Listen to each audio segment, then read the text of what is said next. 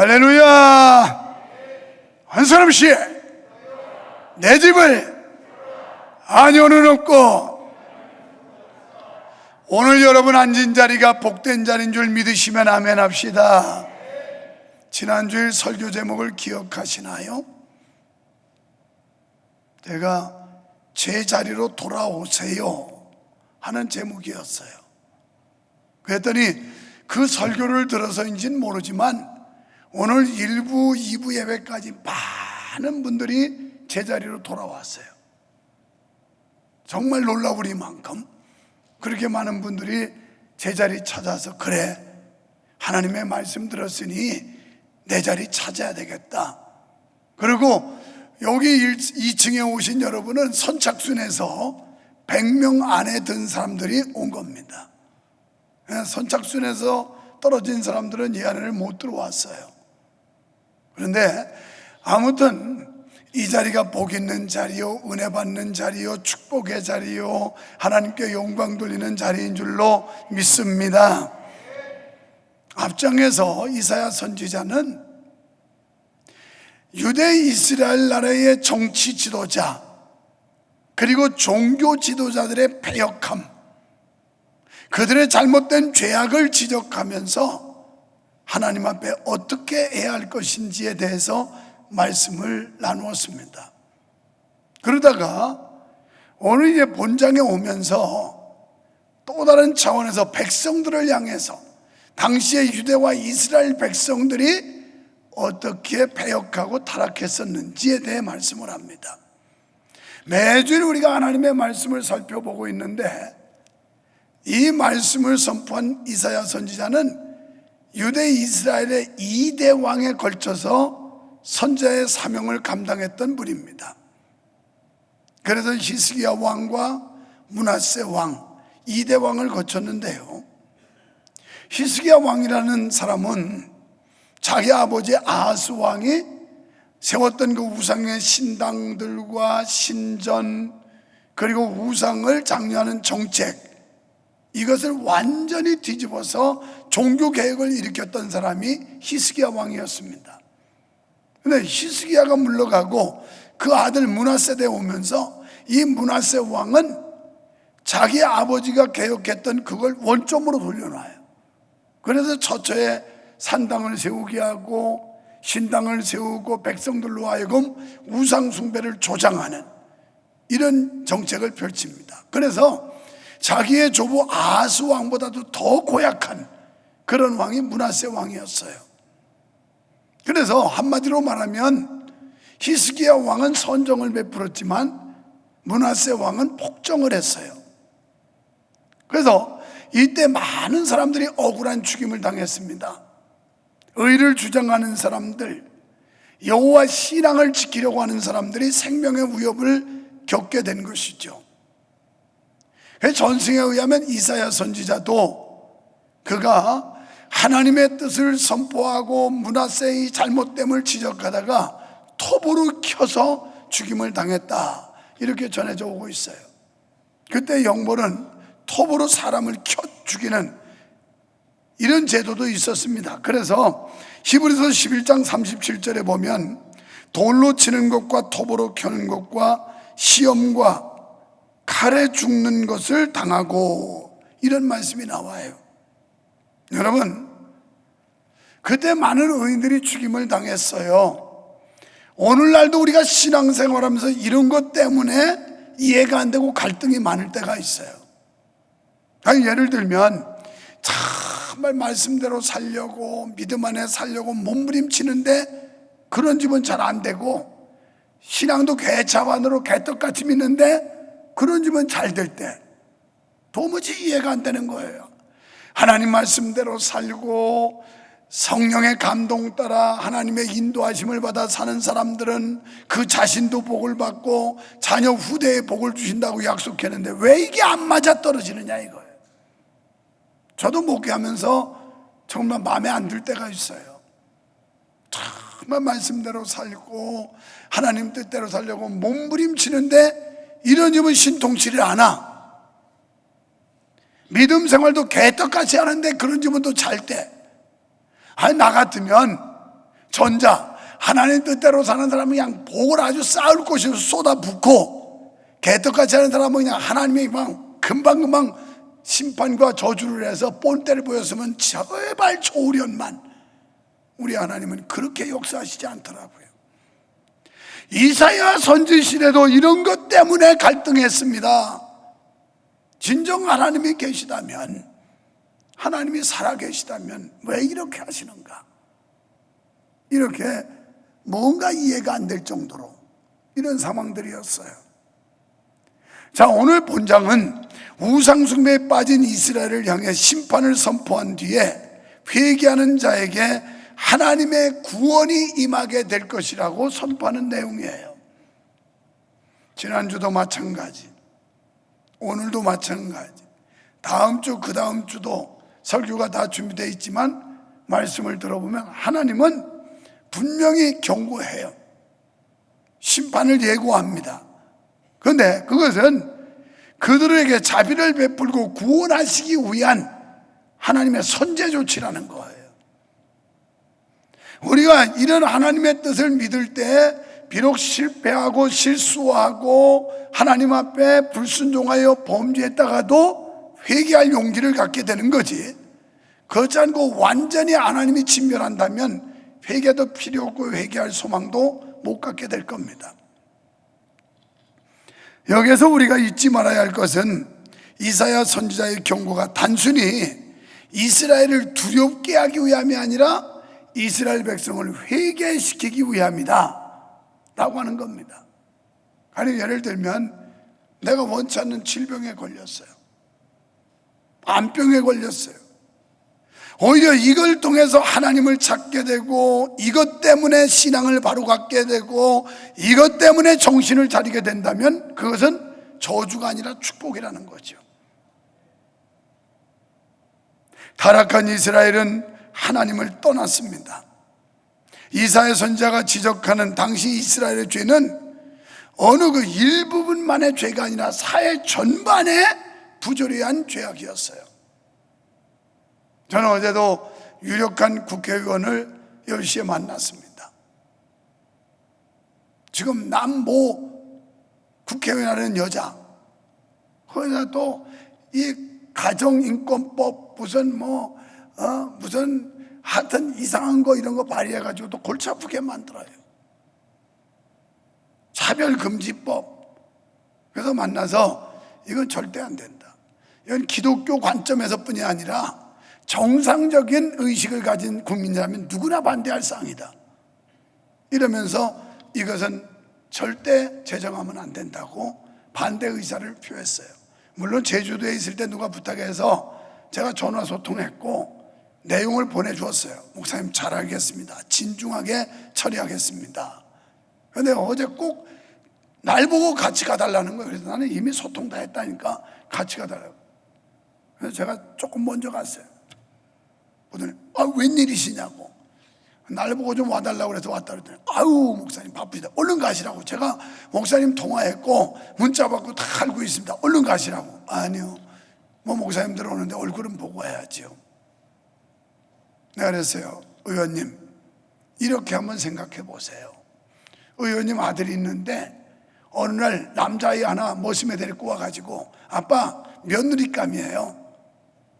이거 환장할 노릇 아니냐고, 눈 뒤집어질 일 아니냐고. 의원님에게 딸이 있는데 어느 날 여자아이 하나 데리고 와가지고 아빠 사윗감이야, 내 남편이야, 이거 졸도할 일 아니냐고. 자, 가정이 깨지면 사회가 깨지고, 사회가 깨지면 국가가 망가진다고. 그래서 이건 단순히 기독교인이라서 반대하는 게 아니라 이건 건강한 사회, 건강한 국가 건설을 위해서라도 이런 악법은 절대 되면 안 된다고. 왜 아멘 안 하는 거예요, 이거? 이 아멘 안 하는 사람들은 진짜 그냥 딸내미가 어느 날 여자애 하나 데리고 와가지고 아빠 사윗감이야, 이걸 말하는 거예요? 이거 말도 안 되는 소리예요. 동성애? 지네 취향이고 취미면 그냥 살면 되지. 왜 법으로 제정해서 부부로 가정으로 인정해달라는 법을 제정해달라고 때를 쓰고 있는 거예요. 그런데 정신 나간 얼간이 정치인들이 많아요. 내가 어제도 그랬어요. 그거 표 몇 표 된다고 거기에 좌우되느냐고. 건전한 사고방식과 사상을 가진 국민이 대다수인데 왜 그런 데 휘둘리냐고 막. 여기 이사야 선지자가 예언할 당시에도 이 사회의 부조리가 그게 일부분이 아니라 사회 전반적인 추세였어요. 그러니까 대부분의 백성들은 우상숭배와 죄악이 만연된 쇠퇴에 휩쓸려서 타락하고 있었다는 겁니다. 이때 극소수의 의인들은 오히려 불안에 떨어야 했고 심지어 죽음까지 각오해야 했어요. 그러니까 이런 사회적 분위기에 믿음을 지키고 여호와의 신앙을 올곧게 갖는다는 건 얼마나 많은 핍박과 죽음의 위협이 그들을 두렵게 했는지 몰라요. 당시 이스라엘 사회는 하나님을 떠나 인간의 길을 쫓고 있었습니다. 때문에 이스라엘 백성들은 의인이 고통당하고 심지어 죽어가는 것을 보면서 아무렇지 않게 여겼다는 거예요. 1절의 말씀이 그겁니다. 의인들이 고통을 받고 핍박을 받고 그들이 잡혀가고 이러는 걸 보면서도 아무렇지도 않게 생각했다는 거예요. 오늘 우리가 이렇게 무지함과 무감각에 빠져 있지는 않은가요? 적어도 하나님의 백성으로 기독교인으로서 이런 쇠퇴를 보면서 분별하지 못하고 아무렇지도 않게 생각하고 살아가지는 않느냐는 겁니다. 여러분, 영적 타락이 백성들을 영적 무지로 만들어버렸던 겁니다. 우리도 영적으로 타락하면 영적으로 무지해져요. 감각이 없어져요. 분별도 없어집니다. 영적인 타락이 오면. 아무리 강단에서 하나님의 말씀이 강력하게 선포돼도 아랑곳하지 않아요. 듣는 동 마는 동 못 들은 척하고 절대 거기에 반응을 보이지 않아요. 이게 지금 영적 타락, 영적 무지에 떨어졌다는 것만 아시면 돼요. 그리고 타락한 이스라엘은 우상을 섬겼습니다. 하나님을 떠나면 자연히 우상 숭배하게 되어 있어요. 타락하면 표면으로 나타나는 게 우상 숭배입니다. 그것도 자기 편리에 따라 다양한 우상을 섬겼어요. 지금 우리가 아주 조심해야 될 때입니다. 이 편리주의, 이게 결국 우리 신앙을 다 망치게 해요. 편리주의. 얼마나 편해요? 교회까지 나올 필요가 없어요. 집에서 유튜브 틀어놓고 보면 되니까 얼마나 자유로워요. 이게 우리 신앙을 망친다고요. 오늘 일부 예배 때도 남양주에 사는 이면숙 집사님이 가서 특별 찬양하러 왔더라고요. 어떻게 잘 왔느냐고, 잘 지냈느냐고. 그런데 주일날 한번 오기를 뭘 그래, 내 그랬어요. 우리 송민영 집사님은 교감 승진해서 발령받기를 남양주로 받아가지고 맨날 가야 돼, 맨날. 그래서 문자가 왔어요. 목사님 죄송합니다. 새벽에 나가야 되고 반주도 또 섬겨야 되고 그러는데 남양주로 교감 승진 발령이나 가지고 부득이하게 일찍 가지 않으면 지체하는 시간이 너무 길어서, 그래서 유튜브 틀어놓고 차 안에서 새벽 설교 들으면서 출근하게 된 거 목사님 죄송하다고. 아니요, 괜찮다고. 그러면서 내가 우리 열심히 기도해서 3년 안에 다시 수원으로 또 승진해서 돌아오도록 기도하자고 제가 그랬어요. 오늘 이 편리주의, 편의주의가 망치는 거예요. 이것 따라가면 신앙은 다 타락해요. 여러분, 저도요, 편리주의, 편의주의 따라가면 편해요. 우리도 지금 저녁 예배 고수하고 있는데 저녁 예배 할 필요 없어요. 다른 데들처럼 오후 4부 예배 마치고 3시 30분쯤에서 5시까지 오후 찬양 예배 해치워버리면 얼마나 편하겠어요. 저도 잠깐이지만 4부 예배 마치면 자유복장에다가 또 저녁에는 또 목사리 메고 이렇게 서야 되는데 얼마나 불편해요. 우리 교회 중직이라는 사람들도 그러면 좋겠다고 하는 사람 많습니다. 그냥 하는 길에 다 해치우고 후리하게 스트레이트로 그냥 휴식을 취했으면 얼마나 좋겠느냐, 이런 사람 많아요. 그러면 누이도 좋고 매부도 좋고 성도들도 좋아하고 목사도 좋고. 그런데 이게 망하는 길이에요. 이게 잘못된 생각이에요. 우리는 편리주의에 빠지면 안 됩니다. 신앙 자체는 고달픈 거예요. 믿음 생활 잘하려면 우리는 바쁜 겁니다. 하나님의 뜻대로 살려면 힘드는 겁니다. 믿으시면 아멘 합시다. 우리는 이 사회에 편리주의에 편승하면 안 돼요. 우리는 믿음의 정체성을 가지고 신앙의 정체성을 지키지 않으면 우리는 영적 타락과 영적 무지에 떨어지는 겁니다. 3절에서 하나님께서는 이스라엘 백성들의 우상 숭배를 간음에 비유하고 있어요. 여기서 무녀라는 단어는 미혹하는 자들을 가리켜요. 우리를 자꾸 미혹해요. 그리고 간음자와 음녀는 혼합 종교를 가리킵니다. 그러니까 순수성을 상실한 온전치 못한 신앙 행위에 대한 말씀이에요. 당시 이스라엘은 자기 편리에 따라서 다양한 우상을 섬겼습니다.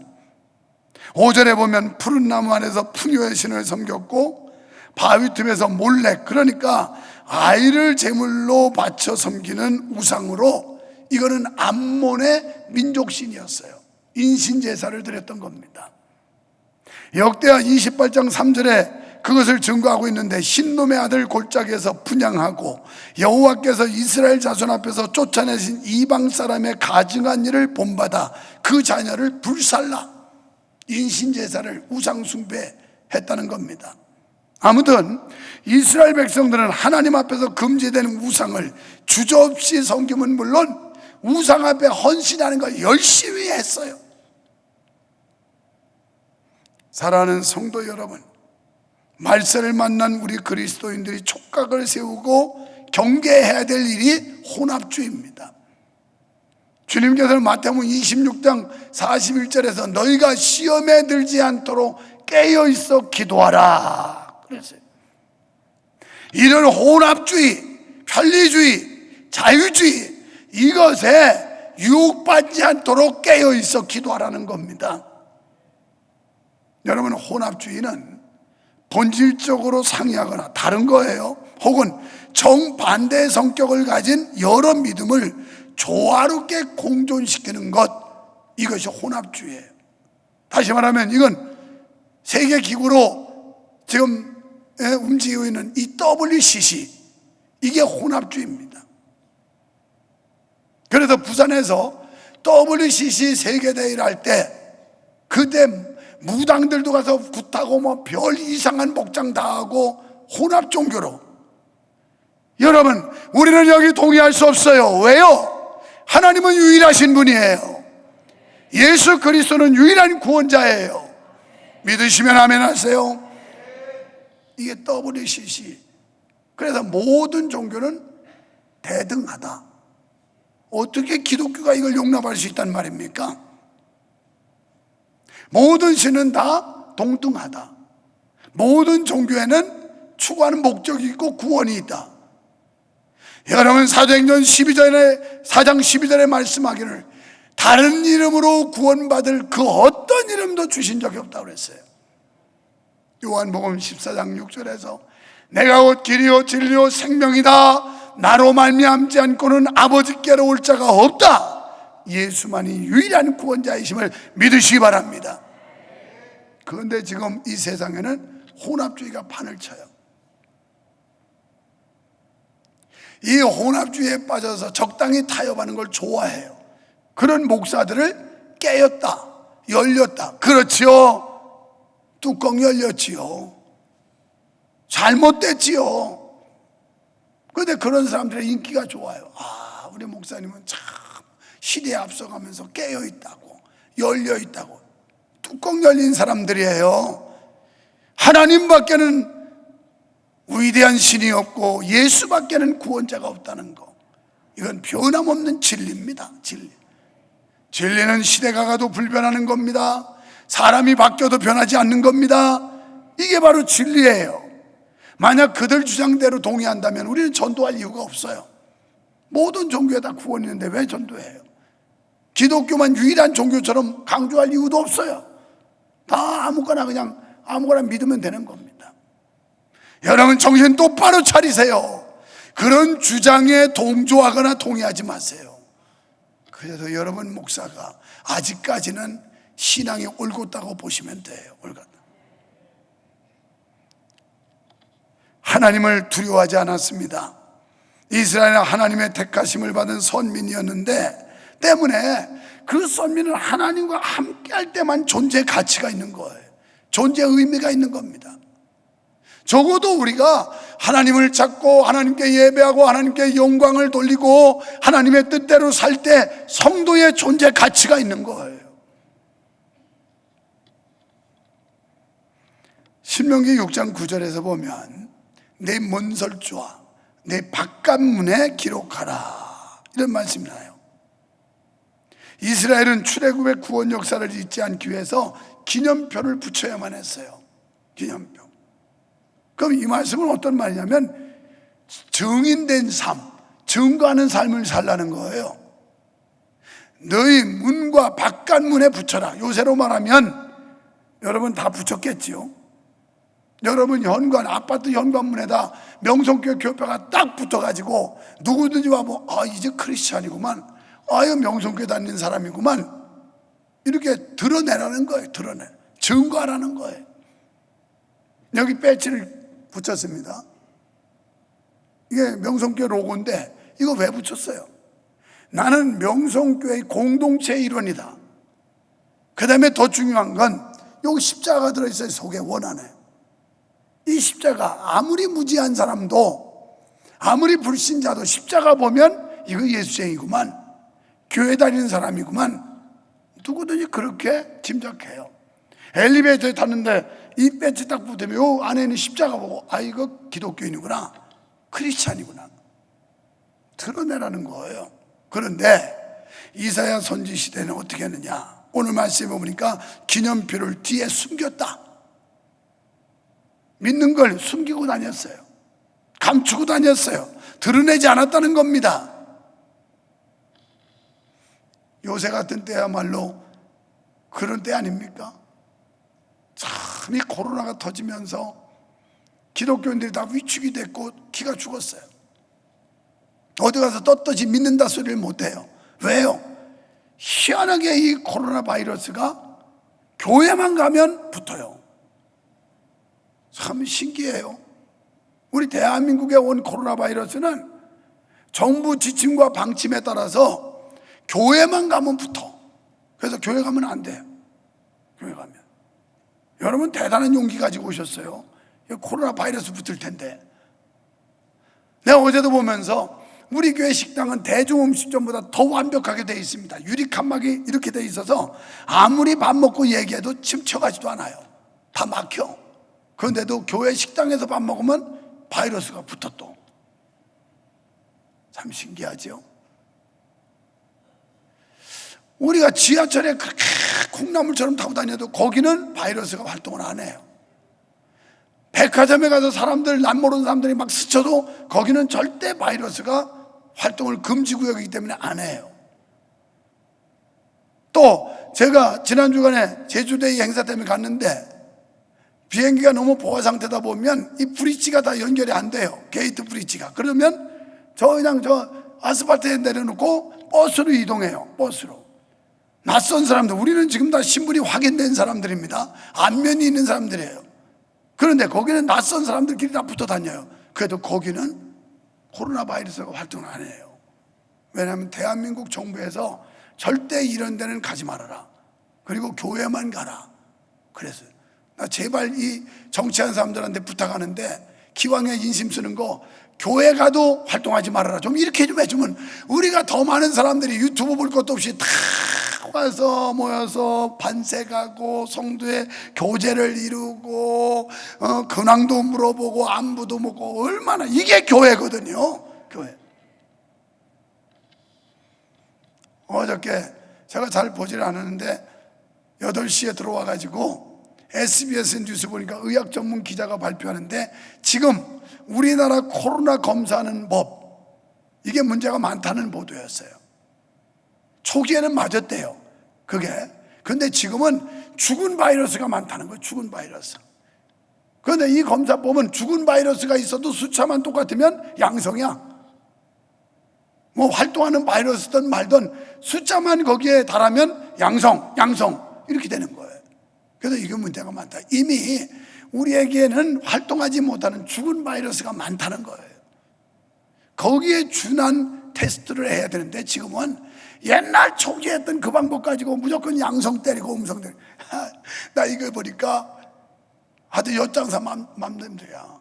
옛날 제가 촌에서 자랄 때 가을에 추수하면 공판이라는 걸 해요. 공판. 그러면 농부들이 벽가마를 소달구지를 싣고 와가지고 탁 싸놓으면 그러면 거기 이제 검사하는 검사원이 나옵니다. 그래가지고 이거 그 이름도 잊어버렸네. 하여튼 뭐 푹 찔러가지고 이렇게 끊어서 딱 쏟아봐요. 그래도 지 마음이야. 1등급, 2등급, 4등급, 3등급 주는 건 이거 도장 찍는 사람 마음이야. 쑥 빼보고 기분 좋으면 탁 1등급. 좀 기분 나쁘면 1등급짜리도 탁 때리면 2등급. 요새가 꼭 그렇습니다. 요새 나 그 생각나요. 참 실감나. 그냥 때리면 되는 거야. 아무데나. 도장 잘 받으셔야 돼요. 이야. 기왕이면 좀 한국교회한테도 도장 좀 잘 찍어줘서 거기는 가지 마라. 코로나 바이러스 전대 교회는 가지 말아라. 좀 이렇게 해주는 날이 언제일지 모르겠어. 그런데 별로 교회 달갑지 않으니까 그러니까 안 찍어주겠지. 그래도 이렇게 제안해서 여러분 선착순에서 그래도 100등 안에 들어서 온 거예요. 100등 안에. 대단한 분들이에요.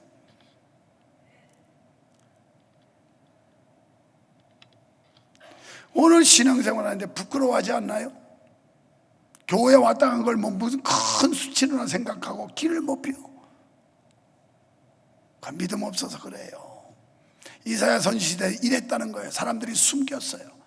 신앙생활을 몰래 했어요. 아주 비겁하고 치사하게 했어요. 저도 교회 다니면서 한참 동안은 믿음이 없을 때 식사 기도하는 부분들 이게 참 제일 예민하거든요. 직접 부딪히고. 그런데 집에서 뭐 가족끼리 있으니까 눈치를 기도할 수 있지만 대중음식점에 아니면 여러 사람들과 함께 동석을 했는데 직장 상사, 뭐 높은 계급의 사람 이런 사람들이 있을 때 이거 크리스찬이라고 하는 거 들으니까 좀 쪽팔리고 이것 때문에 불이익 당할 것 같고 그러니까 어떻게 해요? 나는 눈 뜨고 기도했어요. 성경 어디에 눈 감고 기도하라는 것만 있냐? 하나님이 존재하면 뭐 눈 뜨고 기도해도 다 알겠지. 거기서 멀뚱 뜨고 음식 주셔서 감사합니다. 맛있게 먹겠습니다. 건강하게 해주세요. 예수님 이름으로 기도했습니다. 아멘. 지금 지나고 보니까 믿음 없을 때 비겁하게 믿은 거예요. 당당하게 들은 내가 기독교인이다. 내가 명성교회 다닌다. 나는 하나님의 자녀다. 이렇게 증거해야 되는데 그렇지 않았다는 걸 지금 지적하고 있는 거예요. 비겁하게 믿지 마세요. 떳떳하게 믿으세요. 당당하게 믿으세요. 하나님이 살아계시다면. 그러니까 하나님의 보호 아래 있음을 부끄러워하고 그것을 숨기고자 했던 것입니다. 이것은 여호와 하나님의 인도를 받는 하나님의 백성으로서 하나님을 두려워하지 않는 행위요 배은망덕한 행위였습니다. 11절에서 이렇게 말씀하지요. 내가 누구를 두려워하며 누구로 하여 놀랍기에 거짓을 말하며. 지금 누가 무서워서 누가 두려워서 거짓말로 위선적인 신앙생활을 하느냐 이 말이에요. 12절에 너의 의를 내가 보이리라. 너의 소유가 내게 무익하니라. 내가 부르짖을 때에 내가 모은 우상으로 너 지금 내 은혜를 다 배반하고 배은망덕하고 우상 숭배하는데 그래 잘해봐라. 한번 열심히 해봐라. 우상이 너한테 대답하는지 한번 불러봐라. 지금 그런 거예요. 이거 잘하고 있다. 한번 해봐. 우상이 너한테 무슨 도움 되는지 해봐. 지금 그런 말씀이에요. 여러분, 하나님께서는 그들의 어리석음을 책망하십니다. 우상 숭배는 어떤 이유로도 미화될 수 없고요, 또 심판받을 수밖에 없는 겁니다. 우리 그리스도인들은 모든 죄를 경계해야 돼. 특별히 우상 숭배죄를 경계해야 될 줄 믿습니다. 골로새서 3장 5절에 보니까 탐심도 우상이라고 그랬어요. 우리가 왜 감사 못해? 탐심 때문이에요. 나는 지난 목요일 날 공항에 나오면서 어떤 후배 목사님이 이런 얘기를 해요. 목사님이 그렇다는 게 아니고 자기가 아는 누가 갑자기 귀가 어두워졌대요. 의학적으로 해결이 안 돼요. 그래서 더 이상 못 들어가지고 절벽강산이 된 거죠. 그래서 글을 써가지고 이렇게 보여줘야 된대. 글을 써서. 듣지 못하면요 아무리 말해도 안 되니까. 야, 그대로 금요일날 새벽 기도하려고 와서 기도하는데 하나님, 나로 하여금 듣게 해주신 것 너무 감사합니다. 주님, 내 눈을 띄워서 보게 하셨으니 참 감사합니다. 아버지여, 내 입을 열어 말할 수 있게 해주신 거, 이 이목구비가 열렸다는 게 얼마나 감사한지 이걸 가지고 하나님께 영광 돌리게 해주시고 하나님의 영광을 위한 도구로 써주십시오. 그리고 내가 나와서 그 간증을 하면서 새벽 기도 인도한 바가 있어요. 금요일날 새벽에.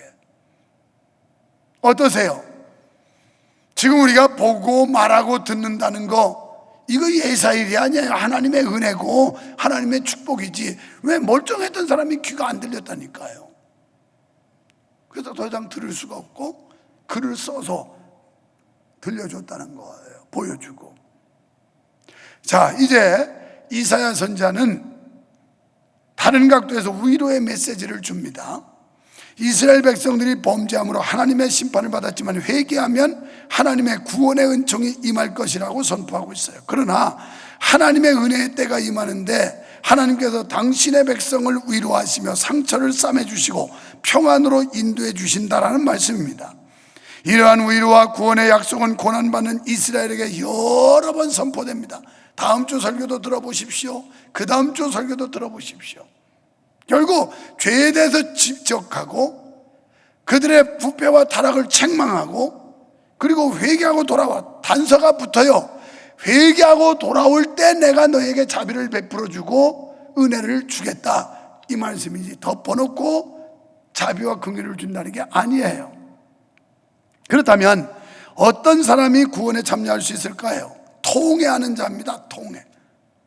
이 통회라는 단어가 히브리어로 다카라는 말인데 쳐서 부서뜨리다, 다져서 조각내다, 이런 뜻이에요. 그러니까 우리의 이 완악한 심령, 죄된 심령을 쳐서 부서뜨리는, 가루를 만들어야 되고, 다져서 땅을 다지는 게 아니라 우리가 칼로 이렇게 총총총 쓰는 걸 다진다고 그러잖아요. 다져서 조각낸다, 이런 뜻이에요. 이 완악하고 고집스럽고 죄악된 이 심령을 조각내고 다져서 부서뜨려야 된다는 거예요. 이게 통회라는 겁니다. 그러니까 완전히 자아를 깨뜨려야 된다는 거예요. 자신을 부서뜨리지 아니하면 은혜를 받을 수가 없어요. 하나님의 음성을 들을 수가 없습니다. 그러니까 회개하는 자는 자신의 옛사람을 쳐서 부서뜨리는 고통을 감수해야 된다는 거예요. 사도 바울은 이 고통을 사망의 고통이라고 그랬습니다.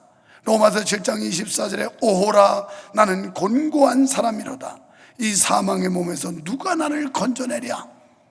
여러분, 진정으로 회개한 사람은 죄에서 벗어나기 위해 온갖 노력을 다합니다.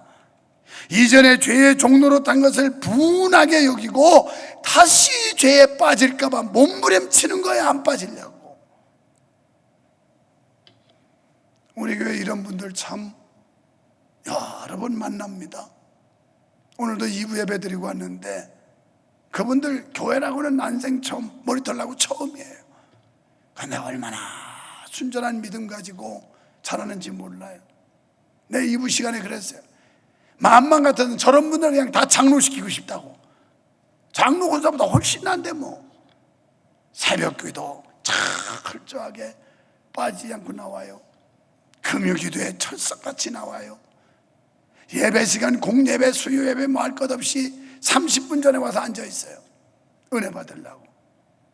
여러분, 먼저 믿었다고 자만하거나 자고하지 마세요. 현재가 중요해요. 과거는 필요 없어요. 우리 신앙은 언제나 ing, 지금 어떠냐 이 말이. 지금 뭐 옛날에 어쩌고 저쩌고 그거 다 헛소리야. 그거 가지고 너 행세 아무도 안 알아줘. 지금 어떠냐? 지금 참 훌륭해요. 그런데 얼마나 순수한지 몰라. 이 혼합 종교, 혼합 사상이 들어가가지고 오래 믿다 보니까 지금 중심이 다 흐트러져 버렸어요. 그런데 이분들은 처음 예수 믿었는데 그대로 원칙대로 철저하게 하고, 또 미움 줄까봐 이름을 공개하지 않겠지만 그분들 다 사장들이에요.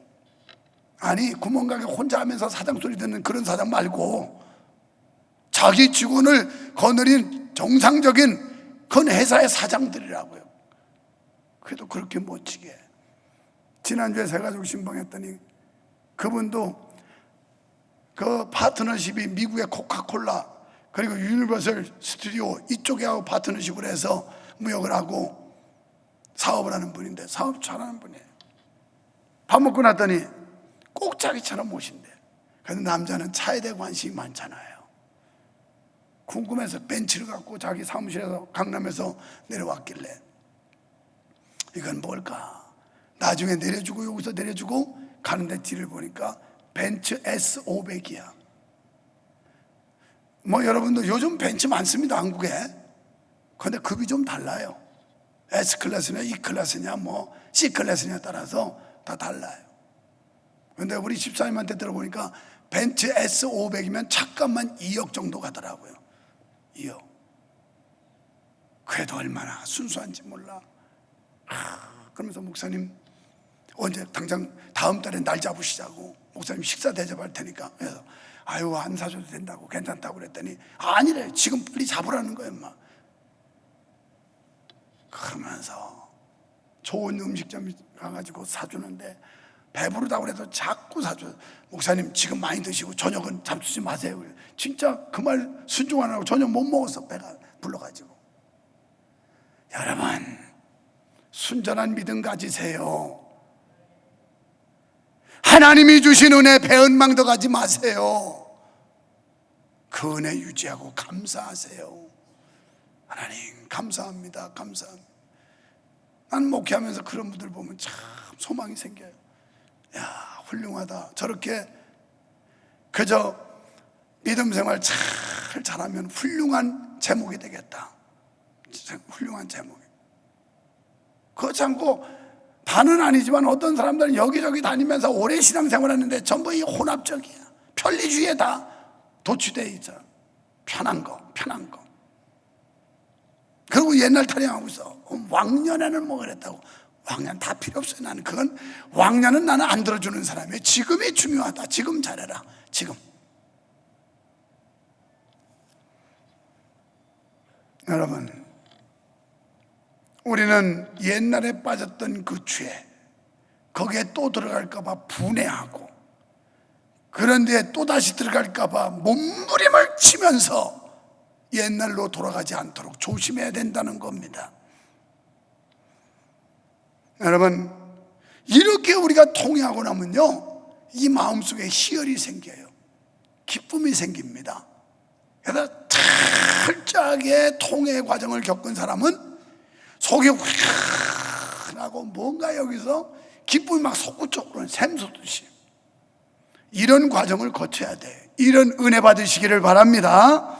여러분, 회개하는 자에게 하나님의 위로가 있는 줄로 믿습니다. 비록 하나님을 거역하고 심각한 죄에 빠졌던 자라도 통해 잡아가기만 하면 그분이 위로해 주실 줄로 믿습니다. 우리의 아픈 곳을 싸매 주시는 하나님의 사랑을 믿으시기를 축원합니다. 그분은 노하시되 영원히 노하시지 않습니다.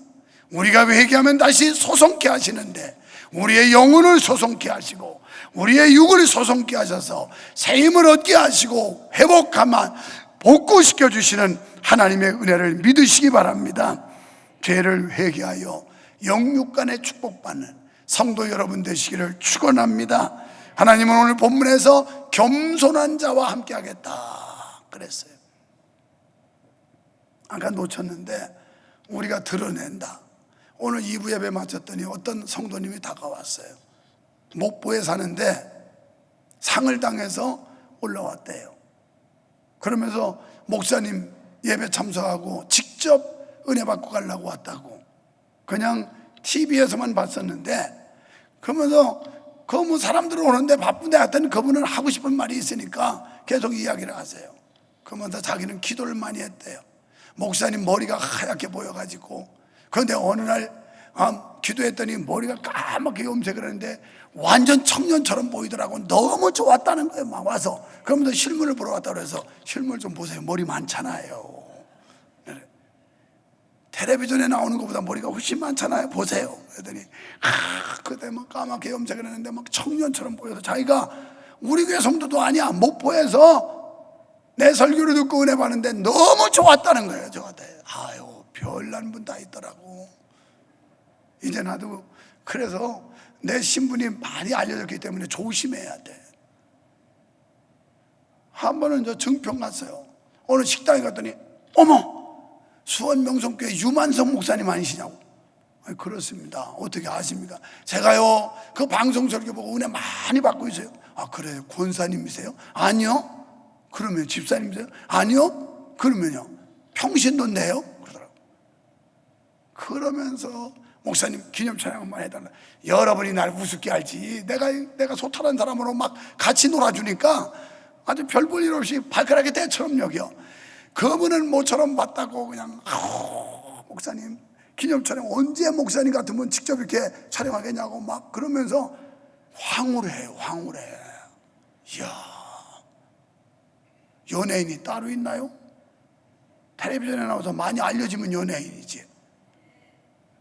한 번은 전주 친구 목사님네 모임이 있어서 갔다가 거기서 전주 변두리에 무슨 향어하는 전문점이 있더라고요. 그 집에 갔는데 이렇게 보더니 목사님 이러면서 또 반색을 하면서 유만성 목사님 아니시냐고 반갑다고 난리죠. 그래서 어떻게 되시나요? 그랬더니 장로님 권사님이래. 그럼 더 목사님 설교 듣고 은혜 많이 받고 있습니다. 그래도 이 정도 여러분 목사 시시하게 이렇게 보지 마요. 너무 깔보지 마요. 여러분보다는 얼굴이 많이 팔린 사람이라니까. 그런데 제가 좋은 줄을 몰라. 여기서 늘 부딪히고 그냥 목사가 소탈해서 아무나 만나주고 막 그러니까 뭐 우리 목사 뭐 그렇고 그렇지 뭐 이래. 그러지 마요. 그러지 마요. 겸손해야 돼. 우리 속담에 사람 위에 사람 없고 사람 아래 사람 없다 그랬어요. 우리가 교회에서 겸손한 사람은 가까이 하고 싶죠. 그런데 교만하고 좀 뭐 잘난 체 하면 꼴 보기 싫어서 멀리 하고 싶잖아요. 하나님도 겸손한 자와 함께 하겠대요. 우리 하나님 앞에 낮아집시다. 하나님 앞에 겸손합시다. 하나님만 높이는 여러분 되기를 축원합니다. 그러면 하나님이 함께 하셔서 한 주간도 승리하게 하실 줄 믿습니다. 하나님 아버지 감사합니다. 감사합니다. 감사합니다. 주님 사랑합니다. 주여, 우리가 자신을 바라보고 깨닫고 회개하게 하시고 하나님의 구원의 은총과 자비와 용서와 사랑과 은혜와 축복받는 삶이 되게 하여 주시옵소서. 예수님 이름으로 기도하옵나이다. 아멘.